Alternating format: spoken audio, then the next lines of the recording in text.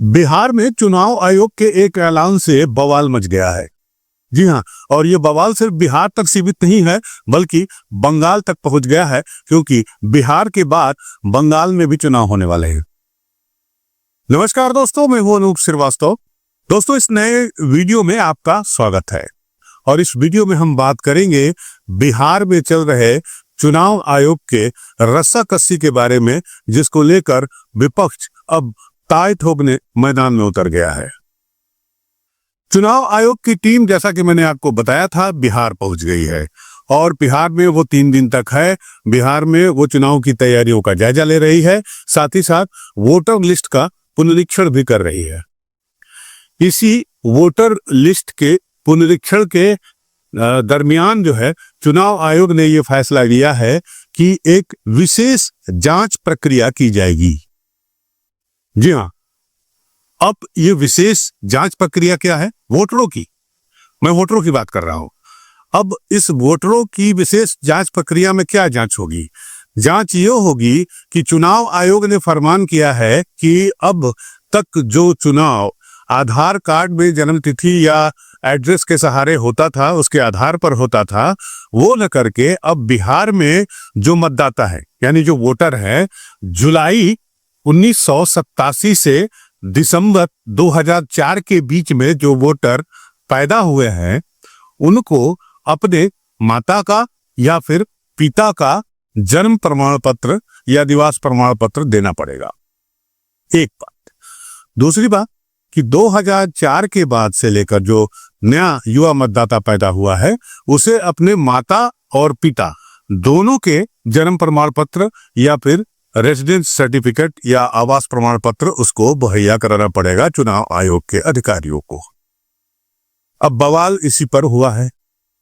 पहला बवाल हुआ है ममता बनर्जी की तरफ से। पश्चिम बंगाल की मुख्यमंत्री ममता बनर्जी ने कहा कि ये सीधे सीधे जो वोटर्स हैं हमारे, उन पर हमला है चुनाव आयोग का, बीजेपी के मिली भगत से। उनका ये कहना है कि लागू तो ये बात जो कही जा रही है, ये तो बिहार के लिए कही जा रही है, लेकिन निशाना पश्चिम बंगाल है, क्योंकि पश्चिम बंगाल में ममता बनर्जी का किला बीजेपी भेदने में अब तक असफल रही है और ममता बनर्जी का जो वोट बैंक है पश्चिम बंगाल में, वो अल्पसंख्यक है और पिछड़े हैं, दलित हैं। और इस फरमान का सबसे ज्यादा असर इसी वोट बैंक पर होगा। आपको मालूम है, अगर हम बिहार के परिप्रेक्ष्य में बात करें तो बिहार में लाखों लोग जो है, जो निचले तबके के लोग हैं, गरीब हैं, पिछड़े हैं, अति पिछड़े हैं, दलित हैं, या जिनकी आर्थिक स्थिति ठीक नहीं है, वो बाहर काम करने जाते हैं। जी हाँ, प्रवासी होते हैं। इस बार इस चुनाव में प्रवासियों का मुद्दा बड़े जोर शोर से भी उठ रहा है। इवन की एनडीए में उनके घटक दल के बड़े सहयोगी चिराग पासवान भी इस मुद्दे को बड़े जोर शोर से उठा रहे हैं और उनका ये कहना है कि एनडीए की सरकार अगर सत्ता में आती है तो अगले 5 साल में इस समस्या को दूर करने की पूरी कोशिश करेंगे। कर पाएंगे कि नहीं कर पाएंगे, ये तो वक्त बताएगा। साथ ही साथ एक और चेहरा जो बिहार की राजनीति में बहुत तेजी से उभर रहा है, वो है प्रशांत किशोर पीके भी इस मुद्दे को बड़े जोर शोर से उठा रहे हैं और उनका ये कहना है कि पलायन जो है वो सबसे बड़ा इस चुनावी मुद्दा है, इस बिहार चुनाव विधानसभा चुनाव में, 2025 के विधानसभा चुनाव में, और पलायन रोकने की बात करनी चाहिए हर पार्टी को और हर सरकार को। तो जाहिर सी बात है कि असर किस पे ज्यादा होगा? निश्चित रूप से जो बाहर काम कर रहे हैं, जो पलायन कर गए हैं, या जो प्रवासी हैं, जो वोट देने आते हैं बिहार, जो छठ पर्व में आते हैं, जो दिवाली में आते हैं, जो होली में आते हैं, शादी ब्याह में आते हैं, उनके पास क्या होता है? उनके पास सिर्फ और सिर्फ आधार कार्ड ही होता है, ज्यादा बहुत होगा तो पैन कार्ड होता होगा। तो चुनाव आयोग की ये कसरत भारी पड़ेगी बिहार के उन लोगों पर जो बाहर रहते हैं, जो प्रवासी हैं, क्योंकि अब इतनी जल्दी, जबकि अब 3 से 4 महीने के बाद चुनाव शुरू होने वाले हैं, तो इतनी जल्दी ये प्रोसेस चुनाव आयोग कैसे पूरी कर पाएगा, इस पर सवाल उठा रहे हैं। तेजस्वी यादव का ने भी अब इस मैदान में कूद पड़े हैं। तेजस्वी यादव ने कहा कि चुनाव आयोग महाराष्ट्र की तरह बिहार में भी धांधली करने की तैयारी में जुट गया है। क्या कहा तेजस्वी यादव ने, हम आपको बताएंगे, आप बने रहिए हमारे साथ। कि चुनाव आयोग को कागज ढूंढ करके लोग, ये सवाल पैदा होता। कई नदियां में पानी जो है बहुत तेजी से बढ़ रहा है, कई जगह अलर्ट किया गया है। और इस मॉनसून के समय क्या लोगों के पास इतना समय है कि चुनाव आयोग को अपना कागज दे? कितना लोग के पास कितना कागज है? वो भारत सरकार का ही सर्वे है। जिसके पास नहीं है वो कहाँ से लाएगा? हम तो कह रहे हैं ना भाई कि लोकसभा के बाद करवाते हैं आप। ये 2 महीना इंतजार क्या करना था? अचानक से होगी। ठीक कहा दीपांकर जी ने। अभी सब और पार्टी के लोगों को बुलाया गया था दिल्ली, वहां ट्रेनिंग दी गई थी। कार्यक्रम क्या होगा नहीं होगा उस पर इसका क्यों जिक्र किया गया? ये अचानक से ऑल ऑफ सडन, यानी कहीं से इलेक्शन कमीशन में फोन गया हमारे बिहार के मुख्यमंत्री भागे दिल्ली, हम हार गए, बचाइए इज्जत बचाइए।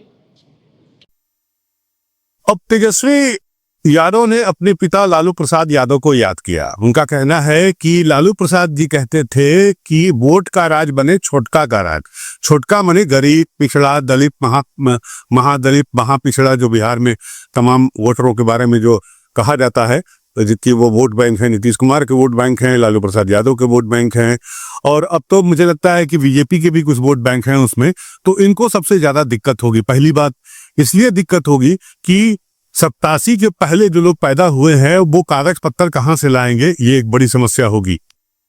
दूसरी कि बिहार में या यूं कहें भारत में, उत्तर भारत में मानसून सीजन शुरू हो गया है, और मानसून सीजन में सबसे ज्यादा प्रभावित जो है बिहार के उत्तर बिहार होता है। आपको पता है हर साल बिहार की बाढ़ आती है, कोसी की बाढ़ आती है, और हजारों लोग को अपनी एक जगह गांव छोड़ के, घर छोड़ के जाना पड़ता है, इधर उधर रहता है। 3-4 महीने वो बिल्कुल डिस्टर्ब रहते हैं, और सिर्फ 3-4 महीने ही बचे हैं बिहार के चुनाव में। तो अब सवाल है कि लोग अपनी जान बचाएंगे, लोग रोजी रोटी के लिए परेशान होंगे, कहाँ जाएं, क्या करें, कैसे घर बचाएं, कैसे जानवर बचाएं, कैसे अपनी खेत बचाएं, क्या करें, इस पे परेशान होंगे कि कागज बटोरेंगे। ये एक बड़ा सवाल है। इसलिए विपक्षी दल मांग कर रहे हैं कि चुनाव हो जाना चाहिए इस बार, इसी आधार कार्ड के आधार पर, जिस आधार कार्ड के आधार पर चुनाव आयोग चुनाव कराता आया है। और वोटर पुनरीक्षण का काम जो है वो 1 दिन या 1 महीने या 2 महीने 3 महीने का काम नहीं है। इस काम को करने में सालों लग जाते हैं। असम की अगर बात करें तो वहाँ जो है इस तरह की प्रक्रिया लागू की थी, वहाँ 4-5 साल लग गए थे वोटर लिस्ट तैयार करने में। उसमें भी तकरीबन 15 से 20 लाख जो है वो ऐसे थे जिनके पास कागजात नहीं थे। तो बिहार में भी ऐसे वोटर बहुत सारे मिलेंगे, मुझे लगता है लाखों की तादाद में मिलेंगे, जिनके पास शायद ही उनके माता पिता का कोई कागज हो, जन्म प्रमाण पत्र हो, चाहे निवास प्रमाण पत्र हो, या तो बना नहीं होगा, या तो फिर और भी कारण हो सकते हैं। और तेजस्वी यादव की बात करें तो तेजस्वी यादव का कहना है कि ऐसे वोटरों की संख्या बिहार में 8 करोड़ है, यानी 8 करोड़ मतदाता जो है वो प्रभावित हो सकते हैं इस चुनाव आयोग के इस फैसले से। अब चुनाव आयोग ने किन परिस्थितियों में यह फैसला लिया, इस पर सवालिया निशान लगाए जा रहे हैं विपक्ष का। जैसा कि आपको मालूम है, कांग्रेस का कहना है कि महाराष्ट्र की कहानी जो है वो बिहार में दोहराने की कोशिश की जा रही है। ममता बनर्जी का यह कहना है कि बिहार के बहाने बंगाल को निशाना बनाया जा रहा है।